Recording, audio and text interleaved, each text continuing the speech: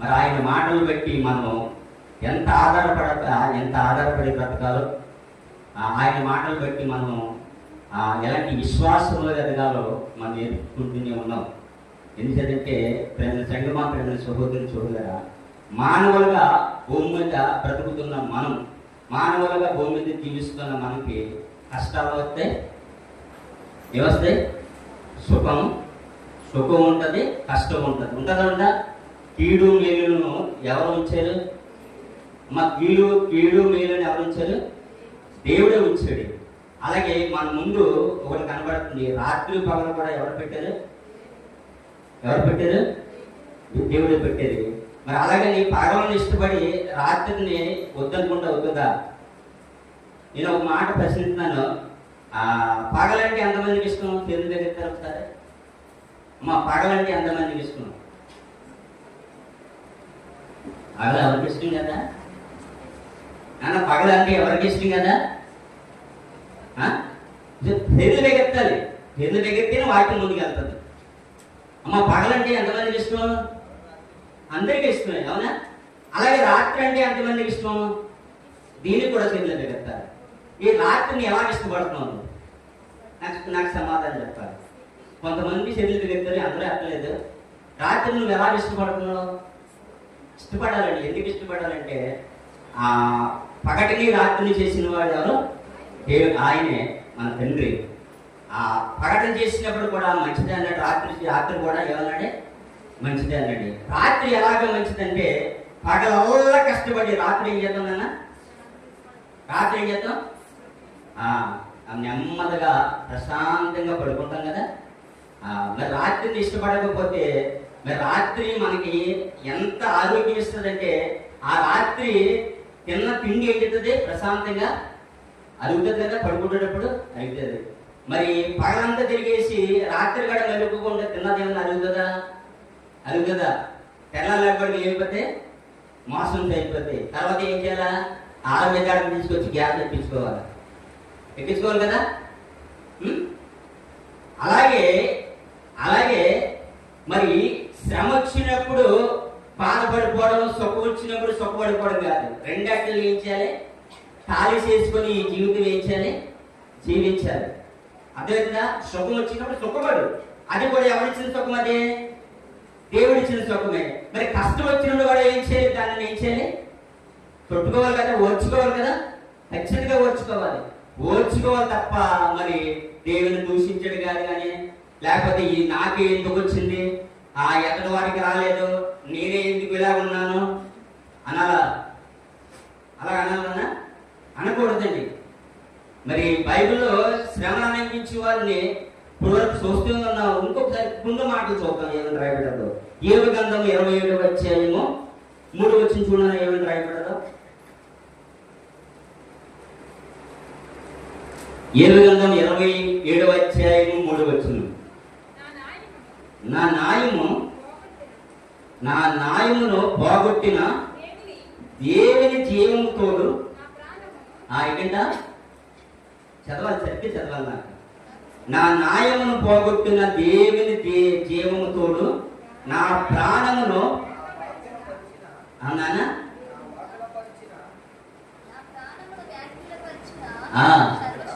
నా ప్రాణమును యోకలపరిచిన సర్వశక్తిని తోడు నిశ్చయంగా నా పెదవులు అబద్ధము పలుకుటలేదు, నా నాలుక మోసము నుచ్చరించట్లేదు.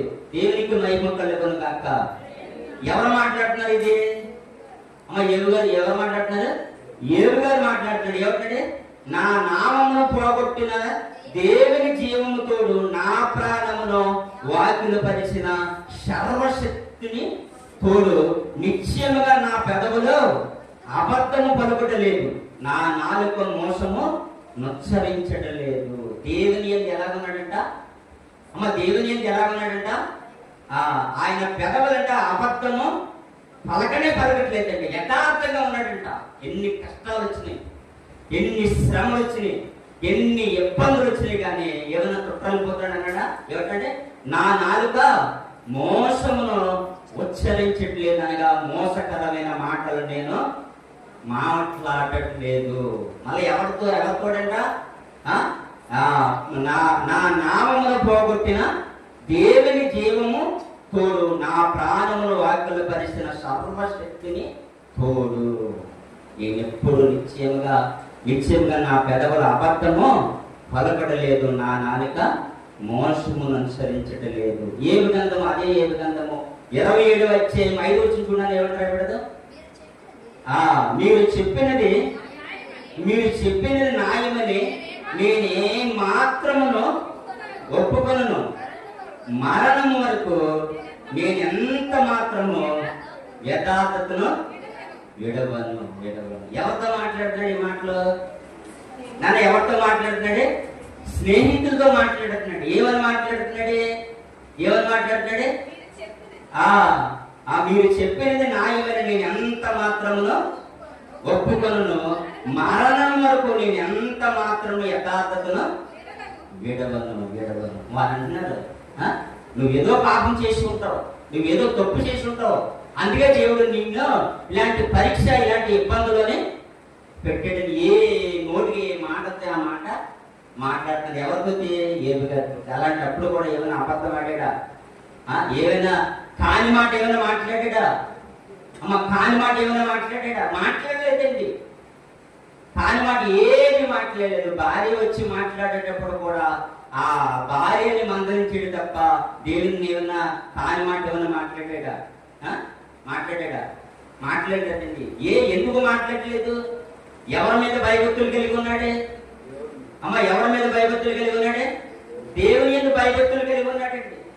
దేవుని యందు యథార్థవంతుడిగా ఉన్నాడండి. దేవుని యందు పరిశుద్ధుడిగా కనపడుతున్నాడండి దేవునికి. ప్రేమ సంగమా, ప్రేమ సహోదరు సహోదరా, మరి దేవుని యందు మరి భయభక్తులు కలిగి ఉన్న చూడండి, స్నేహితులు వచ్చి ఎన్ని మాటలు మాట్లాడినా కానీ అంటున్నాడే, మరణము వరకు నేను ఎంత మాత్రమో ఏమంటాడే?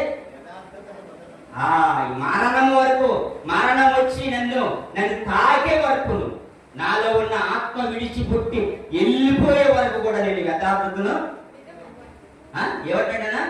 నేను యథార్థతను విడవడంటాడండి. ఎడవనంటే నా నోట్లో పడి అబద్ధమైనను అబద్ధమైనను పలకడంట, రాదంట. ఆ మోసకరమైన మాటలని నేను ఉచ్చరించినట్టు. ఎంత యథార్థపడండి. దేవునికి మహిమ కలుగును గాక. హల్లెలూయా, హల్లెలూయా. ఇంకా 27వ అధ్యాయం 6వ వచనం చూడండి. ఏమని రాయబడదు? 27వ అధ్యాయం 6వ వచనం, ఇంకా నా నీతిని విడవక గట్టిగా పట్టుకుందును, నా ప్రవర్తన అంతటి విషయంలో నా హృదయం నన్ను నిందింపదు. దేవునికి మహిమ కలుగును గాక. అద్భుతమైనది. అందుకే అంటున్నాను, దేని స్వీకరించాలా?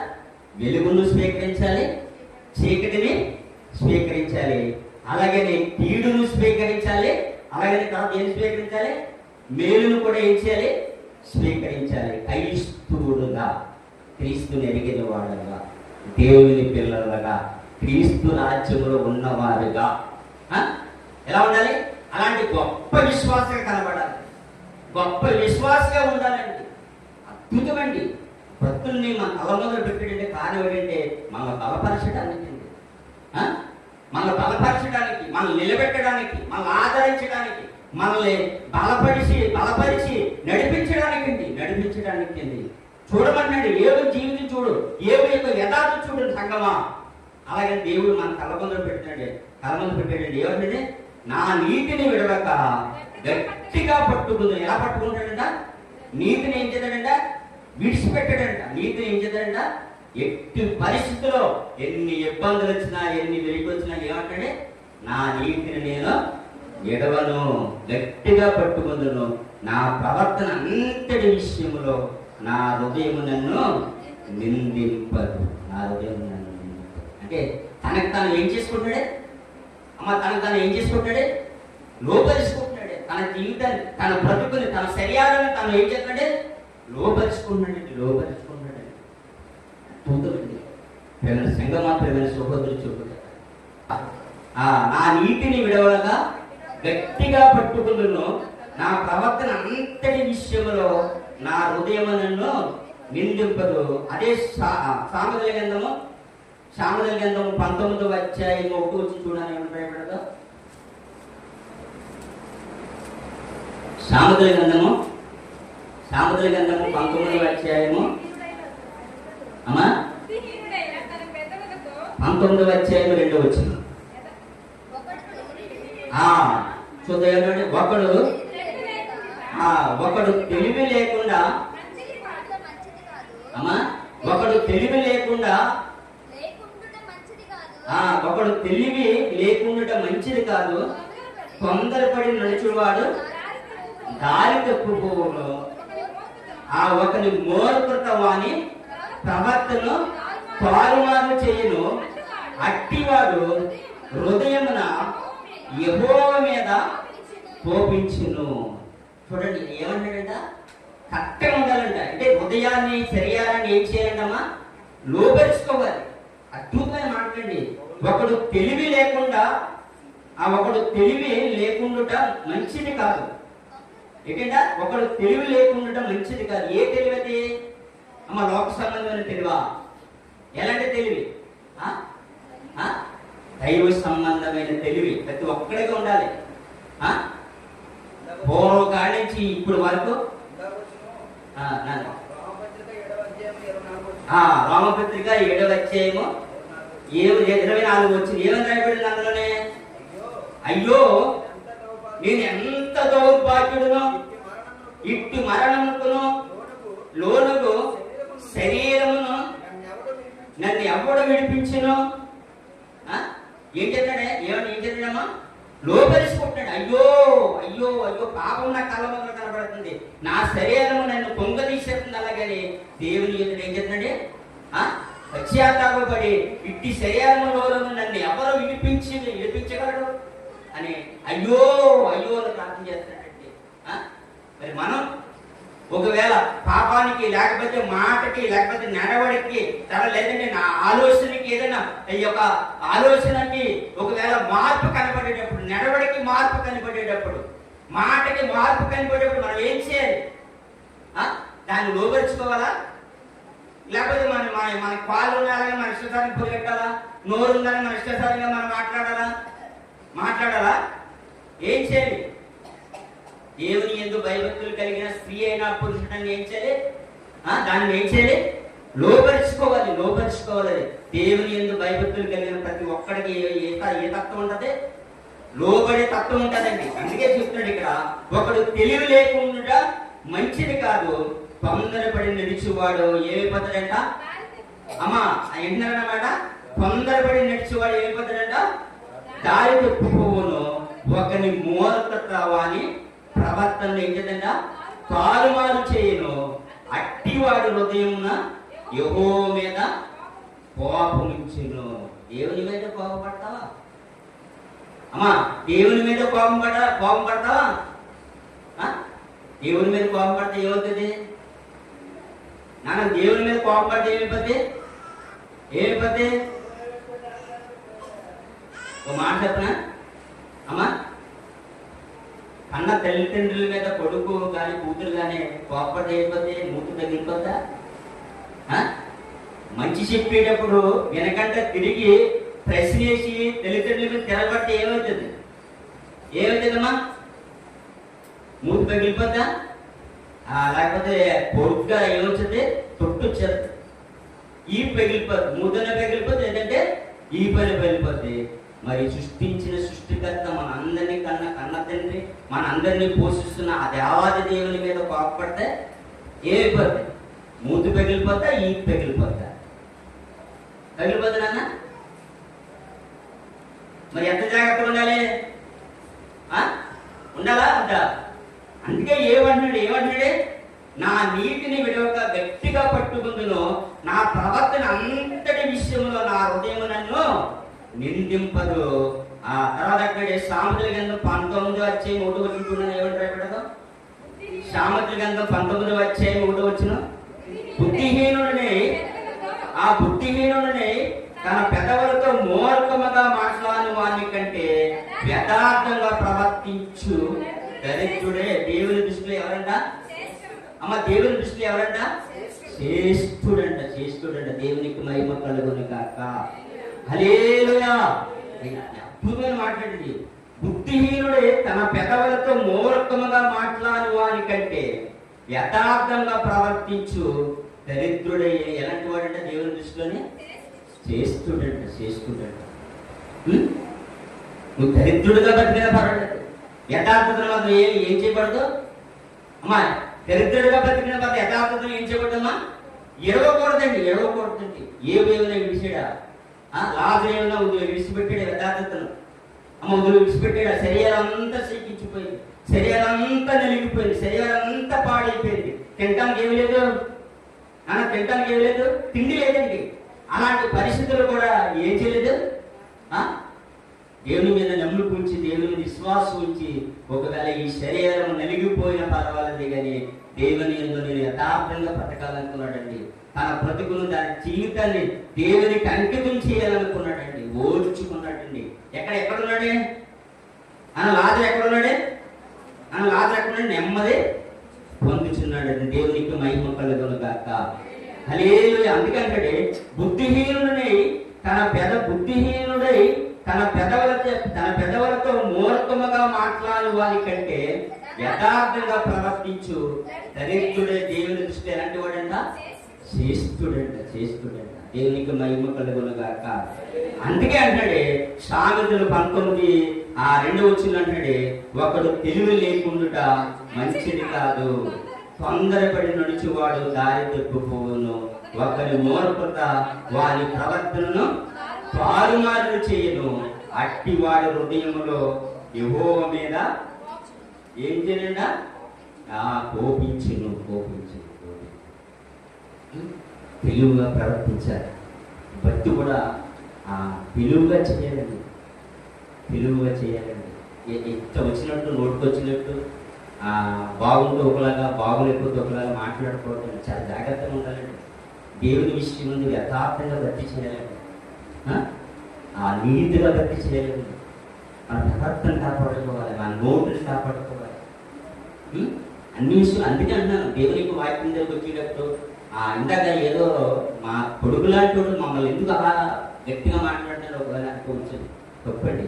దేవుని దగ్గర రాబోడికి తండ్రి నాతో ఏం మాట్లాడవచ్చు, నీ సన్నిధిలో నేనున్నాను, నీ పాదాల సంత నేనున్నాను, ఆయన వ్యాధిపరిచిన రాజ్యంలో నన్ను తీసుకొచ్చేవాడు, ఎవరికూ లేని యొక్క భాగ్యాన్ని నాకు అనిపించిందంటే తండ్రి ఇలాంటి నీ యొక్క దర్శనం లేకపోతే నీ యొక్క ఆలోచన నా పట్ల, నా మీద నీ ఆలోచన లేకపోతే నేను ఏమైపోతున్నాను, నా పరిస్థితి ఏమైపోను, నా బ్రతుకు ఏమైపోను, నా జీవితం ఏమైపోను, లోక సంబంధంగా మారిపోయిన నన్ను, పాపములో ఉన్న నన్ను, పాప చీకటి రోగంలో ఉన్న నన్ను తండ్రి నీ సన్నిధిలో తీసుకొచ్చేవయ్యా. ఒక రక్షణని భాగ్యాన్ని నాకు అనుగ్రహించు తండ్రి. అలాంటి యొక్క భాగ్యాన్ని అనుగ్రహించిన నేను తండ్రి నీ యొక్క సన్నిధిలో తండ్రి నీ యొక్క వాక్కు, నీ మాటల సందకు వచ్చిన నేను భయభక్తులు కలిగి బ్రతుకుతాను తండ్రి. మంచి విశ్వాసులుగా ఉండాలి తప్ప మరి ఎవరు పెట్టాడు వచ్చి ఏదో వింటున్నాను, నా ఇష్టం కూర్చుంటున్నాను, నా ఇష్టం ప్రవర్తిస్తున్నానని ఒకవేళ అనుకుంటే దేవుడు ప్రతి ఒక్కరిని చేస్తున్నానా చూస్తున్నాడు కదా. ప్రతి ఒక్కరిని చూస్తున్నాడండి. ఎలా చూస్తున్నాడంటే నువ్వు దేవుని సన్నిధికి వచ్చిన నీవు వాక్యం ఎలా వింటున్నావు, వాక్యాన్ని ఎలా హృదయంలో నింపుకుంటున్నావు, వాక్యాన్ని ఎలా ఆలోచిస్తున్నావు, వాక్యాన్ని బట్టి ఎలా బ్రతుకుతున్నావు, వాక్యాన్ని బట్టి ఎలా బలపడుతున్నావు. ఈ మాట మనకు ఎందుకు ఇచ్చాడమ్మా? ఈ మాటలు ఎందుకు ఇచ్చాడు? మన బలపరచడానికి కదా, మన ఆత్మీయంగా నిలబెట్టడానికి కదా, మన ఆత్మీయంగా నడిపించడానికే కదా. అంతే కదా. ఆత్మీయంగా నడిపించి బలపరిచి మనం ఎక్కడ తీసుకెళ్ళాలని పరలోకానికి, నిత్య రాజ్యానికి తీసుకెళ్ళాలని ఆయన ఉద్దేశం అండి. ఎందుకు తీసుకెళ్ళాలి నిత్య రాజ్యానికి? మనం ఎందుకు సంపాదించుకోవాలంటే నువ్వు ఎంతకాలం ఉండిపోతావు ఇక్కడ? అమ్మ మనం ఎంతకాలం ఉండిపోతావు ఇక్కడ? ఏం ఉండిపోగలమా? ఇదిగో చూడు, ఎప్పుడు ఏ సమయాన్ని ఏ సంభవిస్తుందో ఎవరికి తెలియదండి. అలాంటి పరిస్థితుల్లో ఏం చేద్దాం, మనం బ్రతుకుతున్నామండి. ఇన్నాళ్ళ జనం వస్తే లేకపోతే ఒకరికి గుడ్లు వచ్చి గ్రామం అంతా వస్తే లేకపోతే 50 మంది 60 మందికి వచ్చినాయండి. పిల్లలకి కదండి, ఏదైనా ఫీవర్ వస్తే లేకపోతే ఇంట్లో అందరికీ ఏం చేస్తుంది, వైరస్ పుట్టబడుతుందండి, వైరస్ పుట్టబడుతుందండి ఒక్కొక్కరికి. అలా ఏదైనా ఒక ఇంటికి నుంచి పెట్టి వెళ్ళిపోతున్నా ప్రతి ఒక్కరికి ఏం చేస్తుంది? తాకితేనే ఉంటుందండి, తాకితేనే ఉంటుంది. అలాంటి పరిస్థితుల్లో మనం బ్రతుకుతున్నాం, అలాంటి వాతావరణంలో బ్రతుకుతున్నాం కదా. మరి ఎప్పుడు ఏ టైంలో ఈ లోకాన్ని విడిచి వెళ్ళిపోవాలో తెలియదు. మరి వెళ్ళిపోవడానికి మన సిద్ధంగా ఉండాలి. ఆయన పిలుపును ఆహ్వానించిన వారిగా ఉండాలి తప్ప ఉండాలి వద్దా? ఏదో బ్రతికేస్తున్నాను కదా, ఏదో జీవించేస్తున్నాను కదా, ఏదో గంట జీవితంలోకి వచ్చి వెళ్ళిపోతున్నాను కదా అనుకుంటే అవుతుందా? మనం ఏమి ఇస్తానండి? ఆయన నిత్య రాజ్యాన్ని ఇస్తానండి, నిత్య జీవితాలు ఇస్తానండి, మంచి భరోసా ఇస్తానండి. అలాగని ఈ లోకంలో ఉన్నప్పుడైనా మనం విడిచిపెడేస్తాడా? మన వదిలేసి మీ ఇష్టాచారంగా మీరు బ్రతకండి అలాగని ఏమైనా విడిచిపెట్టాడా? ఆయన సెలవు లేక భూమి మీద భోజనం చేసి సంతోషించుగా నరుడున్నాడు ఎప్పటికీ ఏం లేదంట, సాధ్యం కాదంట. మరి ఆయన ఇచ్చిన కృపను బట్టి మనం బ్రతుకుతున్నాం, మన పిల్లలు మన కుటుంబాలు అందరూ బ్రతుకుతున్నాం కదా. మరి అలాంటి కృప ఎరిగిన వాడిగా, అలాంటి దైవం గుర్తించిన వాడిగా మనం ఎలా బ్రతకాలి? భయభక్తులు కలిగి బ్రతకాలి. ఎలా బ్రతకాలి? భయము భక్తి కలిగి బ్రతకాలండి. ఆ భయము భక్తితో పాటు మన బ్రతుకు, మన విశ్వాసం ఎలా ఉండాలి? దేవునికి ఎలా కనపరుచుకోవాలమ్మా? దేవునికి ఎలా కనపరుచుకోవాలి? యథార్థతను కనపరుచుకోవాలండి. ఏమంటాడే? నా పెదవుల అబద్ధం పలుకుట లేదు, నా నాలుక మోసము ఉచ్చరించదంటాడండి. బ్రతుకునంత కాలము. ఎంతకాలం అంటాడు? కింద వచ్చులోనే 27:5 ఏమంటాడే? ఎంతవరకు అంట? మీరు చెప్పినట్టు న్యాయమని నేను ఎంత మాత్రము ఒప్పుకొను, మరణము వరకు నేను ఎంత మాత్రము యథార్థతను దేవునికి మహిమ కలుగును గాక. ఏమంటున్నానా? నేను మరణించినంత వరకు నేను యథార్థతను విడవనంటాడండి. ప్రేమ సంగమా, ప్రేమ సహోదరి చూస్తారా? ఆలోచించేద్దామండి. సామెతల గ్రంథంలో ఏం చెప్పాడన్నా? తెలివి లేకుండా మంచిది కాదు, తొందరపడి నడుచువాడు దారి తప్పిపోవును, ఒకని మూర్ఖత్వాన్ని ప్రవర్తనను ఏంటంటే పాలుమారు చేయను, అట్టివాడు హృదయమున యెహోవా మీద ఏంటంట కోపగించును. సామెతల గ్రంథం 18:20 సామెతల గ్రంథము 18:20 చూడండి. చూడండి, ఒకరి నోటి పరమ చేత వాని కడుపు నిండును, తన పెదవుల ఆదాయం చేత వాడి గుర్తు పొందును. ఇదిగోండి ఇక్కడ ఏంటంటే అమ్మా అందరూ చదవాలి ఒకసారి. అమ్మా అందరూ బైబిల్ ఉన్నది కదా, బైబిల్ ఉన్నది కదా, అందరూ ఒకసారి నాకు నేను చదవను, మీరు చదవండి ఒకసారి. ఆ మాట వాస్తవం వచ్చింది. ఏముంది? జీవ మరణములు ఒకసారి ఏడు చూపించుకోవాలా? జీవ మరణములు ఎవరు కాదు, ఏడు చూపించుకోవాలా? జీవ మరణములు దేని అవసరం ఉన్నాయంట? దేని అవసరం ఉన్నాయండి అమ్మా? కనబడి 4 సార్లు బయటకెళ్తారా? రాజేష్ చెప్పలే, 4 సార్లు కంట్రోలింగ్. దేవుడు చెప్పిన మాట. జీవ మరణాలు ఎక్కడ ఉన్నాయంట? కనబడుతున్న 4 వస్తువులు ఉన్నాయంట. అంటే 4 వస్తువులు ఉన్నాయంటే నిత్య జీవానికి పోవాలన్నా దానికి మార్గం ఏది? 4. నువ్వు నరకానికి పోవాలన్నా 4. మరి అలాంటి 4ను ఏం చేయాలి? కంట్రోల్ పెట్టుకోవాలా? ఇష్టాచారంగా మాట్లాడేదా? ఎలా ఉండాలి? అంతేగాంటాడు ఏమంటాడు? నేను మరణించినంత వరకు నేను యథార్థతను దేవునికి మహిమ కలుగును గాక.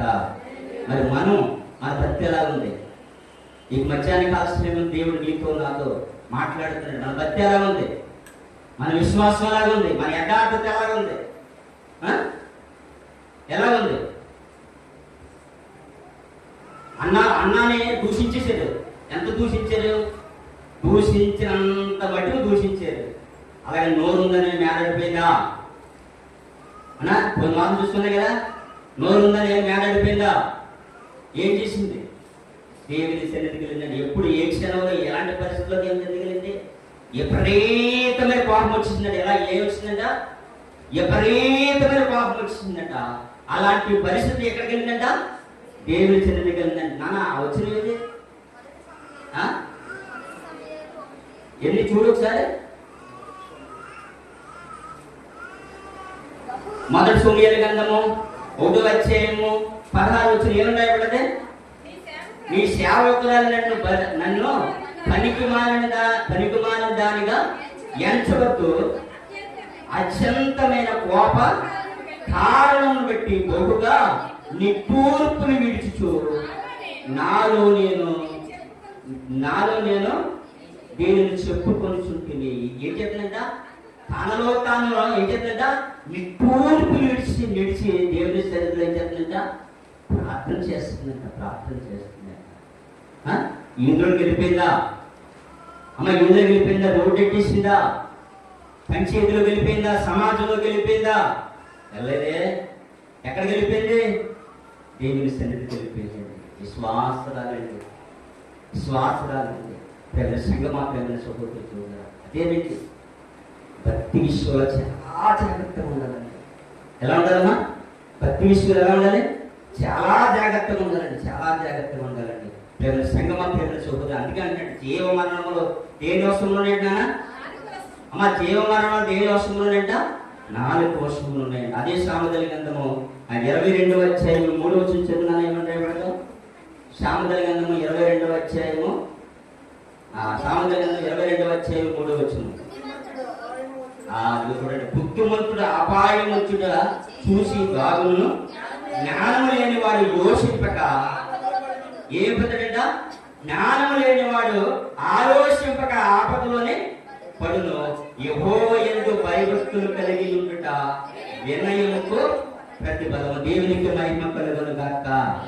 హల్లెలూయా. చూడండి, అద్భుతం అండి.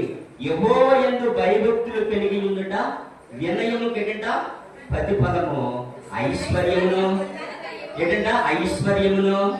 ఘనతయు జీవమును దేని వల్ల కలుగుతాయంట? యెహోవా యందు భయభక్తులు కలిగి ఉంటే ఏమవుతుందంట? ఐశ్వర్యం కలుగునంట. అదేంటంటే తర్వాత ఏమవుతుందంట? ఘనత అవుతుందంట. ఏ జీవం అది? ఏ జీవం? నిత్య జీవం. దేవునికి మహిమ కలుగును గాక. నిత్య జీవం రావాలన్నా ఏం కంట్రోల్ చేసుకోవాలి? ఏం కంట్రోల్ చేసుకోవాలి? 4 కంట్రోల్ చేసుకోవాలి. యథార్థతను కాపాడుకోవాలి, విశ్వాసాన్ని కాపాడుకోవాలి, పవిత్రుడిగా వేయించాలి, పవిత్రురాలుగా బ్రతకాలండి. అలాంటి వారికి ఏమవుతుందంట? ఐశ్వర్యమును ఎవరిచ్చిన ఐశ్వర్యం ఇది? దేవుడిచ్చిన ఐశ్వర్యం. రాష్ట్రం అంటాడే, నా తండ్రి చేత ఆశీర్వదింపబడిన వారిలాగా లోకం పుట్టినది మొదలుకొని మీ కొరకు సిద్ధపరచబడిన నిత్యరాజ్యములో ఏం చేయాలంట? స్వతంత్రించుకోలేడని మన ప్రభు చెప్తాడంట. అలాంటి ఐశ్వర్యము ఎవరు కలుగుతుందంట? అమ్మ ఎవరు కలుగుతుందంట? యెహోవా యందు భయభక్తులు కలిగిన వారందరికీ ఏం కలుగునంట? ఐశ్వర్యం కలిగినంట. అలాంటి దేవుడిచ్చిన ఐశ్వర్యం ఒకవేళ మనం సంపాదించుకుంటే నిజంగా మన ప్రభు అలాంటి ఐశ్వర్యాన్ని సంపాదించుకున్న అందరికీ ఏం కలుగునంట? నిత్య జీవం కలిగినంట. ఏం సంపాదించుకోవాలంటే ఈ లోకంలో ఉన్న ఘనతన, లేకపోతే దేవుడిచ్చిన ఘనతన? సంఘమా, ప్రేమ సోదరుడు ఆలోచించారండి. తండ్రి మా కొరకు, మా బ్రతుకులు మార్చడం కొరకు, తండ్రి మమ్మల్ని నిలబెట్టడం కోసం, ఈ లోకంలో మేము ఎలా బ్రతకాలో మాకు నేర్పించడం కోసం అయ్యా నీ మాటలు మా చేతికి ఇచ్చేవా తండ్రి? మీకు ఏమి ఇచ్చి మరో తెచ్చాను? ఈ మాట లేకపోతే నేనేమైపోతున్నాను, నా బ్రతుకు ఏమైపోను అనుకోవద్దా? అమ్మా, ఈ మాట లేకపోతే నేనేమైపోను, నా ఆలోచన అంతా లోక సంబంధంగా మారిపోతుంది తండ్రి. అయ్యా నీ మాటలు నేను సెట్ చేసుకున్నా తండ్రి. అయ్యా నీ మాటలు నేను నిలబెడుతున్నా తండ్రి. అయ్యా నీ మాటలు నన్ను ఆదరిస్తున్నా తండ్రి. అయ్యా నీ మాటలు నన్ను బలపరుస్తున్నా తండ్రి. అయ్యా నీ మాటలో తండ్రి నీలో ఎలా బ్రతకాలో నన్ను అయ్యా నడిపిస్తున్నా తండ్రి. ప్రతి వారము అయ్యా నన్ను పురుగనిపిస్తున్నా తండ్రి అనొద్దామా? అమ్మా, ఆయన మాట నాకు అర్థమైంది అనో తెలియగలుగుతారు ఒకసారి. ఆయన నా దేవునికి వాక్యం నాకు అర్థమైన రీతిగా నాతో మాట్లాడుతున్న ప్రతి వారం, ప్రతి శనివారం, ప్రతి ఆదివారం తెలియగలుగుతున్నా.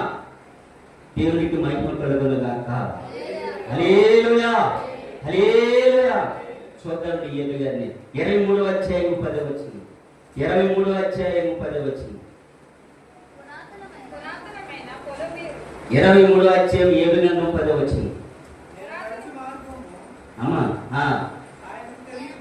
నేను నడిచే మార్గము ఆయనకు తెలియను, ఆయన నన్ను శోధించిన తర్వాత నేను సువర్ణంగా కనపడుతున్న. దేవునికి మహిమ కలుగును గాక. ఏంటంట? ఆయన శోధించిన తర్వాత ఎలా మారిపోతాడంట? సువర్ణంగా. అనగా ఒక బంగారాన్ని చూసా, బంగారాన్ని ఏం చేస్తాడు నాన్న? బంగారాన్ని దాన్ని అందంగా తయారు చేయాలంటే దాన్ని ఏం చేయాలి? ఫస్ట్ సంవత్సరాల వాడు ఏం చేస్తాడే? కాల్చి ఎప్పటికి వచ్చిన తర్వాత దాన్ని నీట్గా పొడుగ్గా సాగేసి ఒక ఆకారం తయారు. ఎలా కనబడుతుంది? తర్వాత ఎలా కనబడుతుంది? నమ్మని ఎలా కనబడుతుంది? నిగ ఆడుతుందండి. నిగ ఆడుతుంది. ఏదైనా సంగమా, ఏదైనా సహోదరు శోధన వచ్చిందని, శ్రమ వచ్చిందని, ఇబ్బందులు వచ్చాయని, వీరికి వచ్చిందని సోలిపోవడం కాదు. కానీ ఇది నన్ను దేవుడు సువర్ణగా మార్చడానికి, నా బ్రతుకులు మార్చడానికి, నా యొక్క ఆలోచన మార్చడానికి, నా స్థితిగతులు మార్చడానికి నా కుటుంబంలో ఈ శోధన కనపడుతుందని ఒకవేళ నువ్వు అనుకుంటే చూడాలి. అందుకని నన్ను చిన్నపిల్లలు జాగ్రత్తగా చూసుకోవాలి.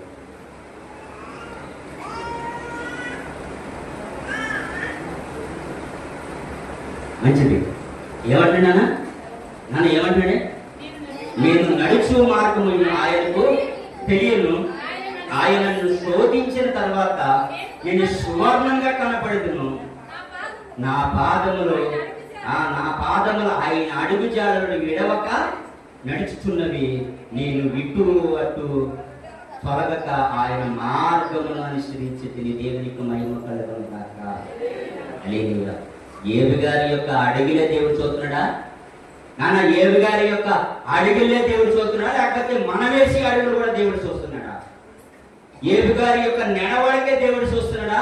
లేదంటే మన నడవడి కూడా దేవుడు చూస్తున్నాడా?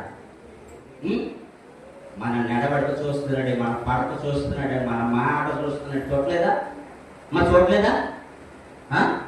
చూస్తున్నాడమ్మో యేసు, చూస్తున్నాడమ్మో నువ్వు చేసే పనులన్నీ చూస్తున్నాడమ్మో. చూడలేదా? చూడలేదా?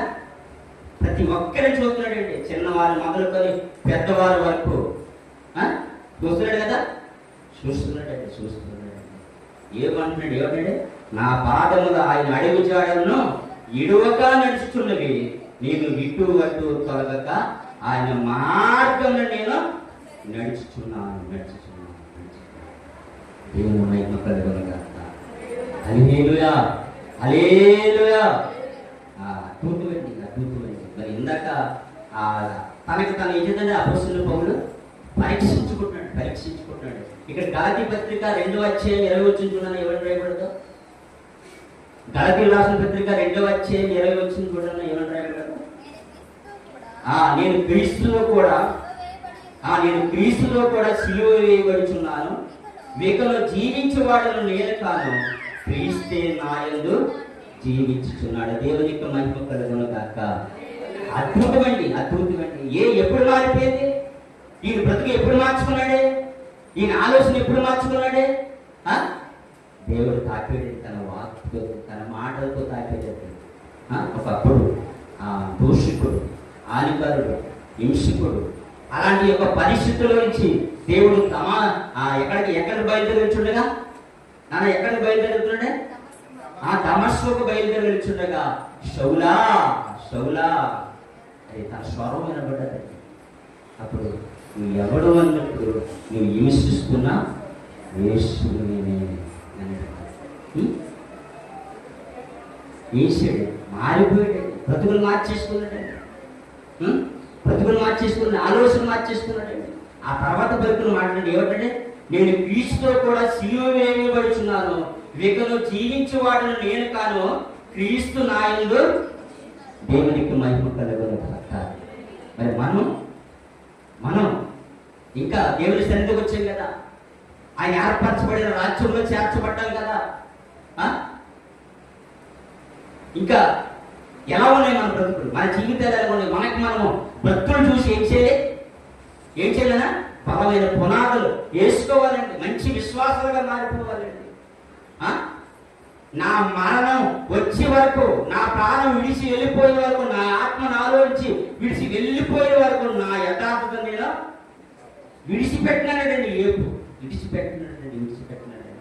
నేను సంగమం తెలుసు అపోస్తుల పౌలు అంటున్నాడు, ఆ యుగ మీద జీవించేవాడు నేనే కాదు, నా క్రీస్తే నాలో జీవించాలంటున్నాడు. మరి మన భక్తి ఎలాగ ఉంది? మన భక్తిని ఎలా కొనసాగించుకుంటున్నాం? ప్రేమ సంగమా, ప్రేమ సహోదరు చూడరా చూద్దాం. నాన్న ప్రకటన గ్రంథం 3:10 చూసి ముగించేసుకుందాం. చాలా టైం అయిపోయింది.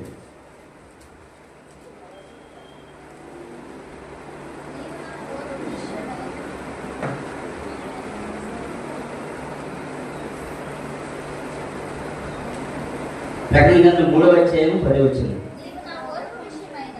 నీవు నా ఓర్పు విషయమైన వాక్యమును గైకుంటేవి కనుక భూనివాసులను శోధించుటకు లోకం మీదికి రాబోయే శోధన కాలము నేను నిన్ను దేవునికి మహిమ కలుగును కాక.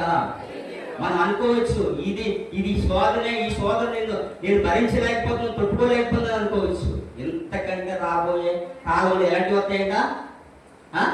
ఇంకా పెద్ద శోధనలు వస్తాయంట. కరోనా అయిపోయింది, శోధన పోయింది నువ్వు అనుకోవచ్చు. అలాంటి కరోనాలో ఎన్ని రీతిలుగా ఎన్ని వైరస్లు రాబోతున్నాయి ఎవరికి తెలుసు? అందులోంచి తప్పించాలన్నా ఎవరు తప్పించాలి? అందులోంచి కాపాడాలని ఎవరు కాపాడాలి? దేవుడే కాపాడాలండి, దేవుడే తప్పించాడండి, దేవుడే నిలబెట్టాలండి, దేవుడే నడిపించాలండి, దేవుడే పోషించాలండి, దేవుడే ఆదరించాలండి. నీ కుటుంబాన్ని, నా కుటుంబాన్ని. మరి అలాంటి జీవగల దేవుని నమ్ముకున్నాం కదా, సజీవుడైన దేవుని నమ్ముకున్నాం కదా. ఎవరి మీద ఆధారపడి బ్రతుకుతున్నాం? అద్భుతమైన మాటండి.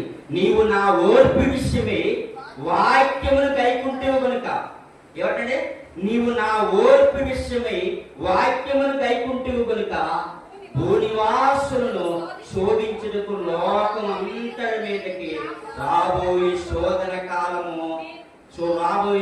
కాలములో నేను నిన్ను కాపాడెదను. నా వాక్యమును గైకుంటూ కనుక భూనివాసులను శోధించుటకు లోకం మీదకి వచ్చిన రాబోయే శోధన కాలంలో నేను కాపాడేదను. నా వాక్యం, నా మాట గైకులు నువ్వు బ్రతుకుతున్నావు కనుక నిన్ను విడవలంటున్నాడండి దేవుడు. విడిచిపెట్టేవాడు కాదండి. దేవుని మీద ఆధారపడి బ్రతుకు. ఎలాంటి శోధనలోంచి నిలబెట్టగలడు, ఎలాంటి బాధలోంచి మనం బలపరచగలడండి, మనం ఆదరించగలడు, మనం నిలబెట్టగలడండి. అలాంటి గొప్ప దేవుని మనం నమ్ముకుని ఉన్నాం. అలాంటి గొప్ప దేవుని మనం నమ్ముకున్నాము. ప్రేమ సంగమా, ప్రేమ సహోదరి ఆలోచించేస్తామండి. ఒక్క మాట, లాస్ట్ ఒక్క మాట చూసుకుని ముగించుకుందాం. అపోస్తలుల కార్యాలు 7వ అధ్యాయం 9 వచ్చిన చూడాలి. ఏమంటారు ఎవరు? అపోస్తలుల కార్యాలు 7వ అధ్యాయము 9 వచ్చింది.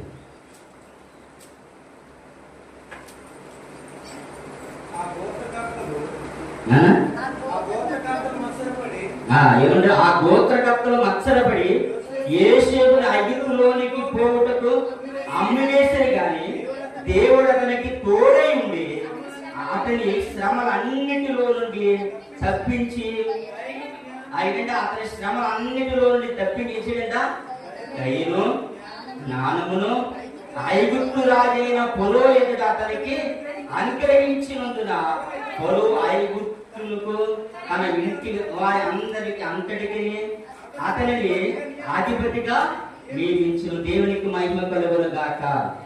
ఏంటంట? అన్నదమ్ముడు అమ్మేశారండి.